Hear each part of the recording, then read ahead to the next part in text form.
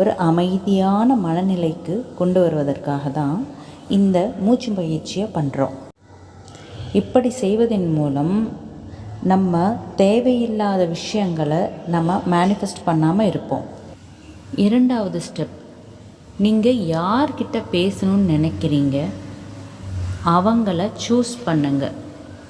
அவங்கக்கிட்ட நீங்கள் என்ன பேசணும்னு நினைக்கிறீங்க அதையும் தயாராக வச்சுக்கோங்க. 3வது, நீங்கள் என்ன விஷயம் பேசுகிறீங்களோ அதில் எதிர்மறையான வார்த்தைகள் இருக்கக்கூடாது. நல்ல நோக்கத்துக்காக மட்டுமே பேச வேண்டும். அப்படி நம்ம அடுத்தவங்களோட ஆழ் மனசுக்கிட்ட பேசும்போது அதுக்கு பேசுகிறதுக்கு ஒரு முறை இருக்குது. கத்துறது, சண்டை போடுறது, ஆர்கியூமெண்ட் பண்ணுறது இதெல்லாம் பண்ணாமல் ஒரு குழந்தைகிட்ட பேசுகிற மாதிரி பேசணும். 4வது, இப்போது